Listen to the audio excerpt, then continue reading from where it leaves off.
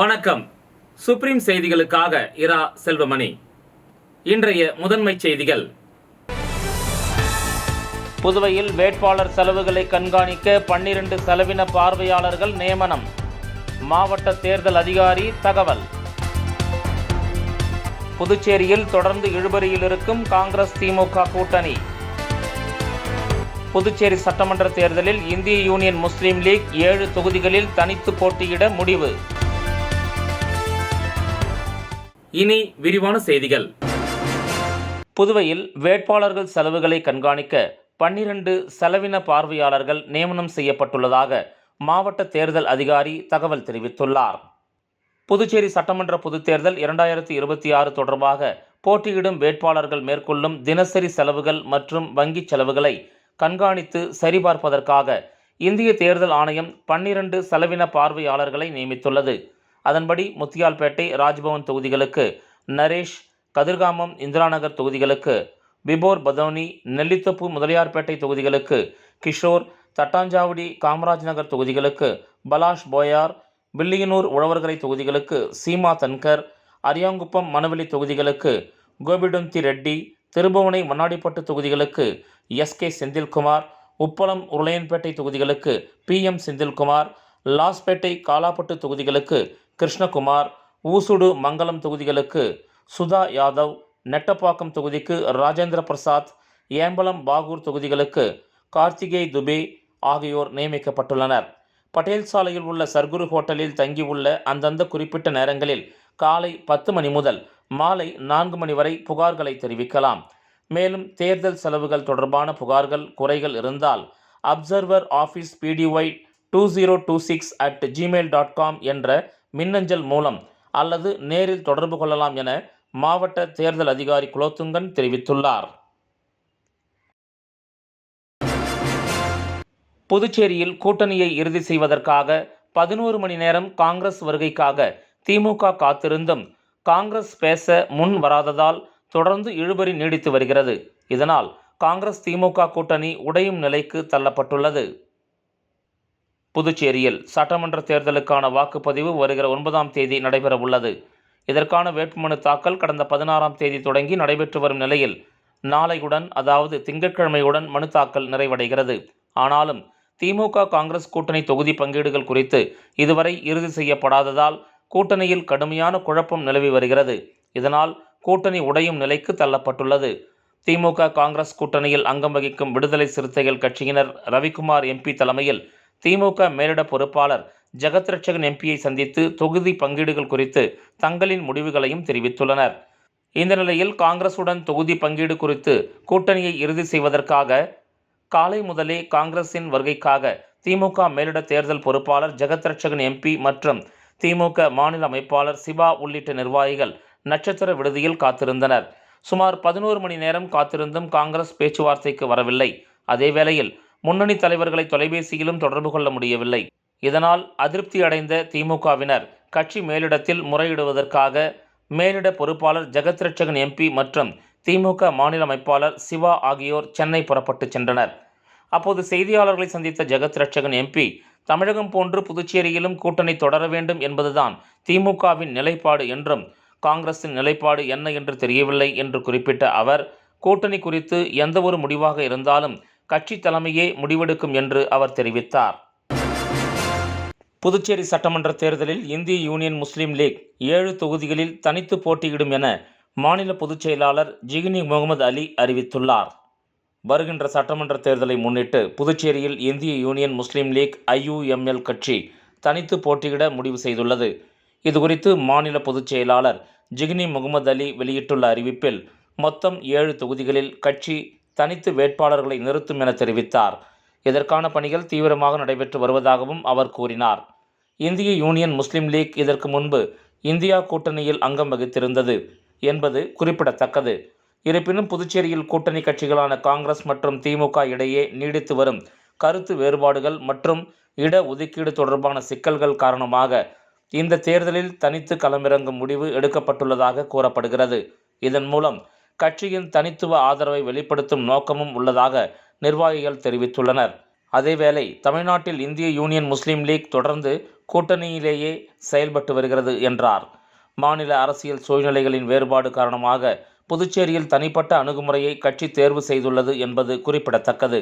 இந்த முடிவு புதுச்சேரி அரசியல் வட்டாரங்களில் பரபரப்பை ஏற்படுத்தியுள்ளது. எங்களுடைய தேசிய தலைவர் அவர்களின் அறிவுறுத்தலின்படி புதுச்சேரியில் 7 தொகுதியில் தனித்து போட்டியிட ஆயத்தமாகியுள்ளோம். 7 தொகுதிகளிலும் 1 வில்லியனூர், 2வது நெல்லித்தோப்பு, 3வது உருளையன்பேட்டை, 4வது புஸ்ஸி, 5வது மாகி, 6வது காரைக்கால் தெற்கு, காரைக்கால் வடக்கு, 7வது திருநள்ளாறு. இந்த தொகுதிகளில் எங்களுக்கு அதிக பெரும்பான்மை இருப்பதனால் தனித்து போட்டியிடுவதற்காக எங்களுடைய பேராசிரியர் அறிவுறுத்தல்படி நாங்கள் களமிறங்கி இருக்கிறோம். தேசிய ஜனநாயக கூட்டணிக்கு இந்திய குடியரசுக் கட்சி அத்வாலே ஆதரவு தெரிவித்துள்ளது. புதுச்சேரி மாநில தலைவர் ஞானமூர்த்தி ஒப்புதலோடு கட்சி நிர்வாகிகள் பாஜக தலைவர் VP ராமலிங்கத்திடம் ஆதரவு கடிதத்தை வழங்கினர். இந்திய குடியரசுக் கட்சி அத்வாலே புதுச்சேரி சட்டமன்ற பொதுத் தேர்தலில் தேசிய ஜனநாயக கூட்டணிக்கு ஆதரவு தெரிவித்து அதற்கான ஒப்புதல் கடிதத்தை மாநில தலைவர் ஞானமூர்த்தி ஒப்புதலோடு நிர்வாகிகள் பாஜக தலைவர் VP ராமலிங்கத்திடம் ஆதரவு கடிதத்தை வழங்கினர்.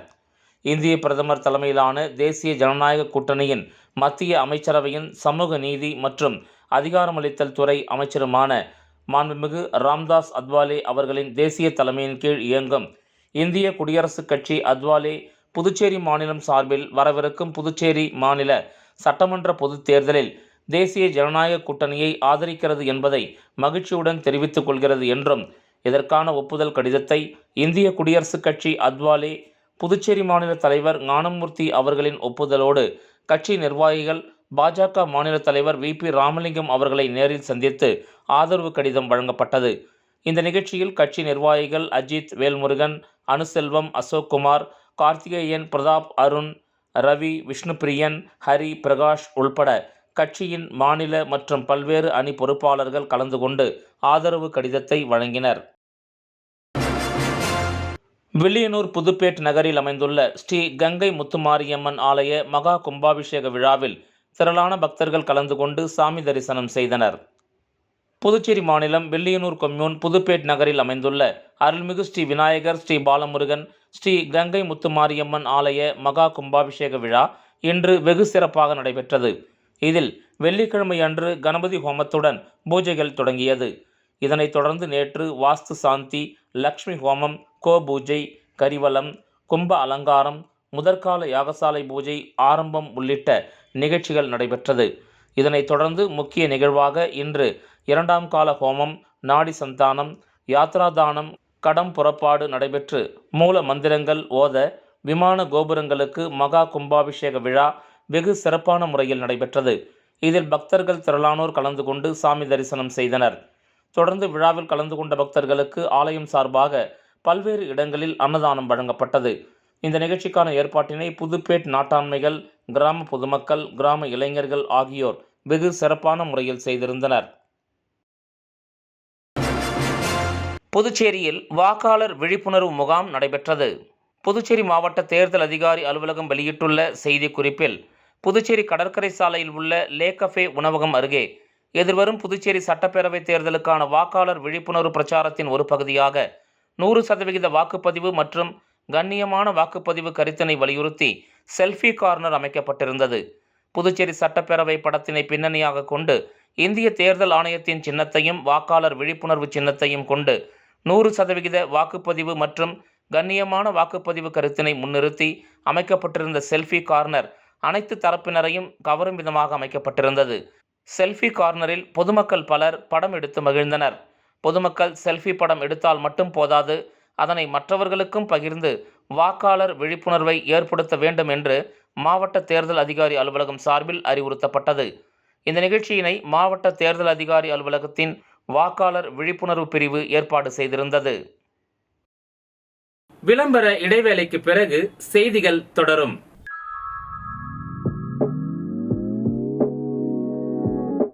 ஜோஸ் ஆலுகாஸில் இயர் எண்ட் சேல் வந்தாச்சு.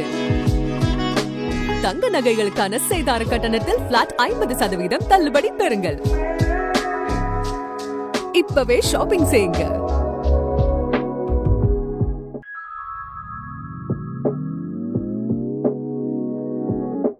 ஜோசாலுகாஸில் இயர் எண்ட் சேல் வந்தாச்சு. தங்க நகைகளுக்கான சேதார கட்டணத்தில் பிளாட் 50% தள்ளுபடி பெறுங்கள். இப்பவே ஷாப்பிங் செய்யுங்க. புதுச்சேரியில் திமுக காங்கிரசுடன் நடைபெற்ற பேச்சுவார்த்தையில் விடுதலை சிறுத்தைகள் கட்சிக்கு 3 இடங்கள் ஒதுக்க வேண்டும் என்று ரவிக்குமார் எம்பி வலியுறுத்தியுள்ளார். புதுச்சேரி சட்டமன்ற தேர்தலுக்கான வாக்குப்பதிவு வருகிற 9ஆம் தேதி நடைபெறவுள்ள நிலையில் வேட்புமனு தாக்கல் கடந்த 16ஆம் தேதி தொடங்கி நடைபெற்று வருகிறது. ஞாயிற்றுக்கிழமை விடுமுறை என்பதால் திங்கட்கிழமை மனு தாக்கல் செய்ய இறுதி நாளாகும். இந்த நிலையில் பல்வேறு இழுபறிகளுக்கு இடையே தேசிய ஜனநாயக கூட்டணியில் அங்கம் வகிக்கும் கட்சிகளுக்கு தொகுதிகள் இறுதி செய்யப்பட்டுள்ளன. ஆனால் திமுக காங்கிரஸ் கூட்டணியில் இதுவரை தொகுதிகள் மற்றும் எத்தனை இடங்கள் என இறுதி செய்ய முடியாமல் குழப்பத்தில் உள்ளது. இந்த நிலையில் திமுக மேலிட பொறுப்பாளர் ஜெகத் ரட்சகன் எம்பியிடம் விடுதலை சிறுத்தைகள் கட்சியின் நிர்வாகிகள் ஆலோசனை கூட்டம் தனியார் உணவகத்தில் நடைபெற்றது. இதில் கலந்து கொண்ட ரவிக்குமார் எம்பி புதுச்சேரியில் விடுதலை சிறுத்தைகள் கட்சிக்கு 3 தொகுதிகள் ஒதுக்க வேண்டுமென வலியுறுத்தினார். இதுகுறித்து செய்தியாளர்களை சந்தித்த ரவிக்குமார் எம்பி புதுச்சேரியில் திமுக காங்கிரஸ் கூட்டணி ஆட்சி அமைவது உறுதியாகி உள்ளது. மேலும் கூட்டணியில் அங்கம் வகிக்கும் கட்சிகளுக்கு எத்தனை தொகுதிகள் என இன்றுக்குள் சுமூகமான முடிவு தெரியும் என்று நம்பிக்கை தெரிவித்தார். கோரிக்கை வைத்திருக்கிறோம். அவர்கள் அந்த உரிய விதத்தில் இருக்கிற நிலைமையை பொறுத்து அவர்கள் எங்களுக்கு ஒதுக்கி தருவார்கள். அவங்க தரப்புல இருக்க சண்டை என்னன்னா, யார் தலைமைன்ற ஒரு சண்டை இருக்கு. காங்கிரஸ் தலைமையா திமுக தலைமையா? ஆனா விடுதலை சிறுத்தைகள் என்ன விரும்புது? யார் தலைமையா இருக்கணும்னு விரும்புறோம்.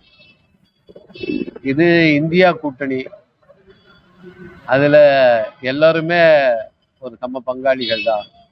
இதுல ஆட்சி அமைணுங்கிறது தான் முக்கியமே தவிர யார் லீட் பண்றாங்கிறதுல மதச்சார்பின்மையை தான் இந்த கூட்டணி வழி நடத்துகிற ஒரு கோட்பாடு. எனவே மதச்சார்பின்மையை ஏற்றுக்கொள்ள எல்லாரும் இந்த கூட்டணிக்கு தலைமை இருக்கிறவர்கள் தான். காங்கிரஸ் கட்சியோட இது கோரிக்கை என்னன்னா, தமிழகத்துல திமுக தலைமைனா புதுச்சேரியில காங்கிரஸ் தான் தலைமைன்னு சொல்லிட்டு காங்கிரஸ் தொடர்ந்து வலியுறுத்துறாங்க. அது அவர்களுக்கு இடையில பேசியது தீர்வு காணுவார்கள். அது ஒரு பெரிய விஷயம் அல்ல. தேர்தலுக்கு வேட்புமனு தாக்கல் பண்ணுவதற்கு இன்னும் ஒரு நாள் தான் எஞ்சி இருக்கு. திங்கட்கிழமை கடைசி நாள். அதனால் அதற்கான ஏற்பாடுகளை செய்ய வேண்டிய தேவை இருக்கிறது. எனவே இன்றைக்கு இந்த கூட்டணியுடைய அறிவிப்பு வெளியிடப்படும். அதை உரிய முறையில் அந்த கூட்டணி சேர்ந்தவர்கள் அறிவிப்பார்கள். அதற்கிடையில் அந்த தொகுதிகள் என்ன என்பதும் ஓரளவுக்கு பேசி முடிக்கப்பட்டிருக்கிறது. இது எல்லாமே இன்றைக்கு தெளிவாகிவிடும். ஒவ்வொருத்தவங்களும் தங்களுடைய விருப்பத்தை வெளிப்படுத்துவது என்பது ஒரு கூட்டணி பேச்சுவார்த்தை இயல்பு. அதுக்கப்புறம் என்ன சூழலுக்கு ஏற்ப அந்த இடங்களை பகிர்ந்து கொள்வார்கள். அதில் எந்த பிரச்சனையும் வராது. எனவே இந்த கூட்டணி நிச்சயமாக உறுதியாக அமையும். இந்த கூட்டணி இந்த தேர்தலில் வெற்றி பெறவும் செய்யும். புதுச்சேரி பிள்ளைத்தோட்டம் பகுதியில் உள்ள அருள்மிகு ஸ்ரீ பெரியாண்டவர், ஸ்ரீ குட்டியாண்டவர், ஸ்ரீ முனீஸ்வரர், அமைச்சியார் அம்மன் மற்றும் ஸ்ரீ அங்காளம்மன் திருக்கோயில்களில் மண்டலாபிஷேகத்தை முன்னிட்டு 108 சங்காபிஷேகம் மற்றும் நிறைவு விழா நடைபெற்றது. புதுச்சேரி பிள்ளைத்தோட்டம் பகுதியில் உள்ள அருள்மிகு ஸ்ரீ பெரியாண்டவர், ஸ்ரீ குட்டியாண்டவர், ஸ்ரீ முனீஸ்வரர், அமைச்சியார் அம்மன் மற்றும் ஸ்ரீ அங்காளம்மன் திருக்கோயில்களில் மண்டலாபிஷேகத்தை முன்னிட்டு 108 சங்காபிஷேகம் மற்றும் நிறைவு விழா வெகு சிறப்பாக நடைபெற்றது. இந்த ஆலயத்தில் 48 நாட்கள் நடைபெற்ற மண்டல பூஜைகளின் நிறைவாக மார்ச் 22, 2026 அன்று அதிகாலை முதல் சிறப்பு பூஜைகள் நடைபெற்றன. காலை விநாயகர் பூஜை, புண்ணியாவாசனம், கலச பூஜை உள்ளிட்ட வழிபாடுகள் நடைபெற்றது. பின்னர் 108 சங்காபிஷேகம் மிகுந்த பக்தி உணர்வுடன் நடைபெற்றது. இதனைத் தொடர்ந்து மகா தீப ஆராதனை நடைபெற்றது. இதில் திரளான பக்தர்கள் கலந்து கொண்டு சாமி தரிசனம் செய்து இறை அருளை பெற்றனர். விழா நிறைவில் பக்தர்களுக்கு பிரசாதம் வழங்கப்பட்டது. காஞ்சி காமாட்சியம்மன் கோயிலில் தரிசனம் செய்த ஜோஸ் சார்லஸ் மார்ட்டின் தேர்தலுக்கு தயாராக இருப்பதாகவும் தேசிய ஜனநாயக கூட்டணி ஆட்சி அமையும் எனவும் கூறியுள்ளார்.